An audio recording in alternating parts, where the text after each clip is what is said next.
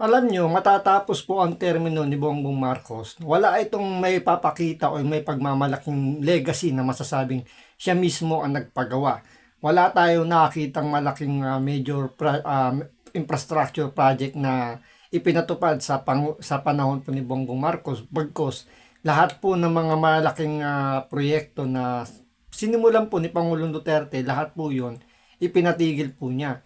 So, imbis na yan po ilagyan po ng budget, lahat po tinanggalan ng budget at iniligay po sa mga unprogrammed funds. Kaya nga po ngayon, nasa Korte Suprema po yung usapin na yan kasi nga marami po yung nagreklamo tungkol po doon dahil imbis nga po na ipagpatuloy, dahil yan din po isa sa mga pangako niya nung tumakbo silang dalawa ni BP Sara sa under ng Uniteam na ipagpapatuloy niya yung mga malaking proyekto po ni Pangulong Duterte. Pero yun nga, dahil sa pambubudol, lahat po yun, nawala po.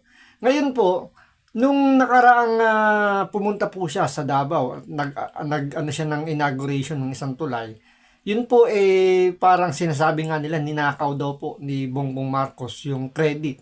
Dahil nga, hindi naman po siya yung nagpatupad or hindi sa kanyang administrasyon sinimulan, nagkataon lang po natapos yung tulay na yon sa kanyang termino. Pero dahil nga matigas po yung panga nito ni Bongbong Marcos, siya po yung nag-inaugurate ng tulay doon sa Davao at sinasabi nga niya na parte daw po ng kanyang legacy, ng kanyang administrasyon, yung tulay na yon. So kahit hindi pa tapos yung tulay, pinilit po nilang pabuksan at ipagamit na raw sa mga publiko kahit hindi pa siya 100%.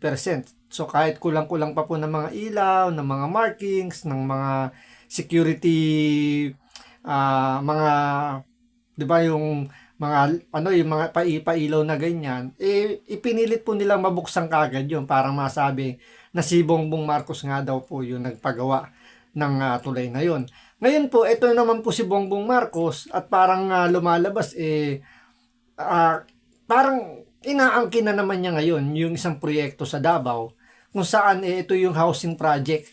So parang siya yung nag-inaugurate nito at ang pinagkakalat ngayon ng mga Marcos loyalist vlogger na tanging si Bongbong Marcos lang yung nagbigay ng proyektong ganito sa Davao. Kumbaga parang hindi niya tinitingnan kung anong politika ang meron sa Davao, pero binigyan pa rin daw niya ng ganitong klaseng proyekto. So makikita natin dito na talagang kinukuha niya yung mga proyekto na meron sa Davao. Dahil nga siguro, kung iisipin din naman natin, wala kasing nakitang proyekto sa ibang lugar na pwede niyang ipagmalaki, lalong-lalo na sa kanyang teritoryo doon sa Ilocos Norte yata to, wala siyang maipagmalaki doon na masasabi niyang magiging legacy ng kanyang administrasyon. Kahit pa yung tatay niya taga doon din. Pero yun nga lang, in fairness kay Apo Lakay, kahit paano meron siyang naipatayong mga ospital, mga pabahay, na masasabi natin nang dahil sa kanya na itayo yung mga ganong proyekto. Pero itong si Bongbong Marcos, talagang matatapos yung kanyang 6 na taon, wala man lang major infrastructure project ang kanyang magiging legacy.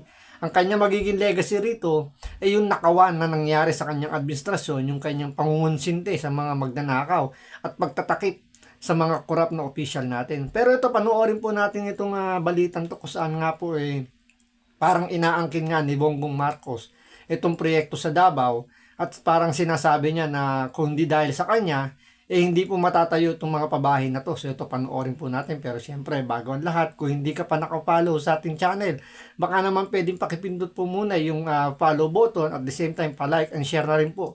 Wala naman pong bayad dyan. Kaya pindot na. So ito, panoorin po natin. Direktiba to. Una-una, nung pagbisita niya kanina, napansin niya na umikot siya maraming mga bata. So sabi niya sa amin, baka kailangan natin maggawa ng sariling eskwelahan at iba pang pasilidad para doon sa mga bata dito mismo sa loob ng development. Kasi 7,200 units to Kung may 3 bata bawat pamilya, makikita nyo, more or less, more than 20,000 ang magiging bata. So aaralin natin, nakikita nyo doon, nandun yung space natin, isang block ito para sa amenities.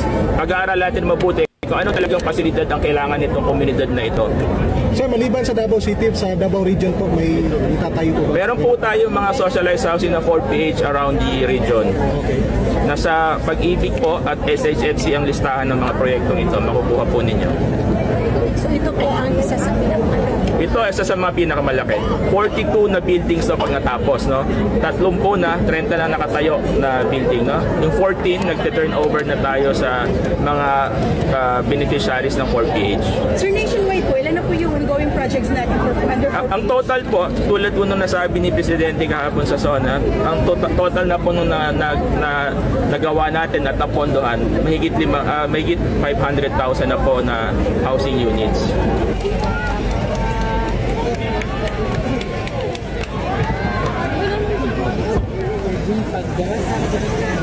So yun po, ibinida niya pala ito sa kanyang SONA, nakapagpatayo na raw siya ng almost 500,000 units na raw. Ang tanong, totoo kaya yun? O baka sinasabi lang para lang may, alam niyo yun, di ba? Mayroon na siya masabing mai-report na talagang may nagawa yung kanyang administrasyon ni itong administrasyon ni Bongbong Marcos.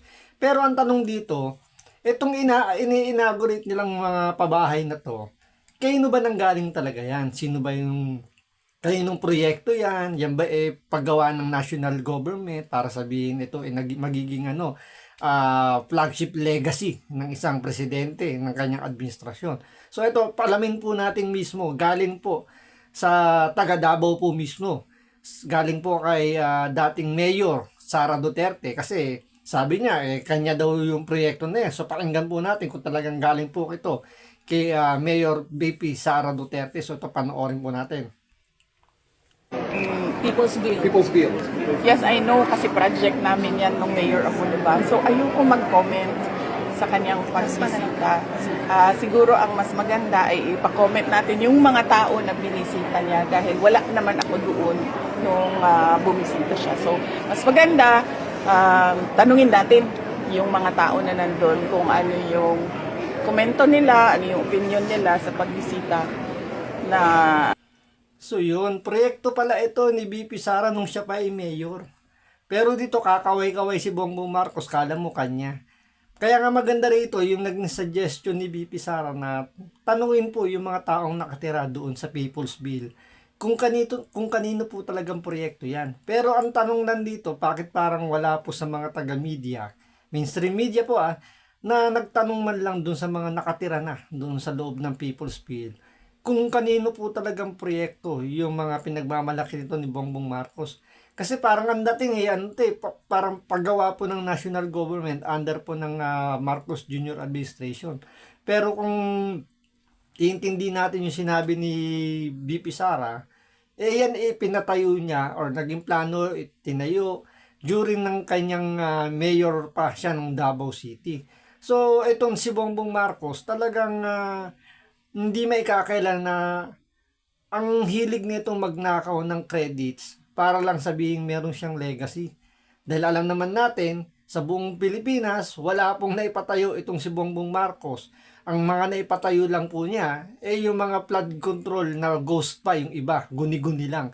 So, wala tayong mapapala sa Pangulong ito dahil lang nasa kanya lang, makakuha lang ng masasabing legacy.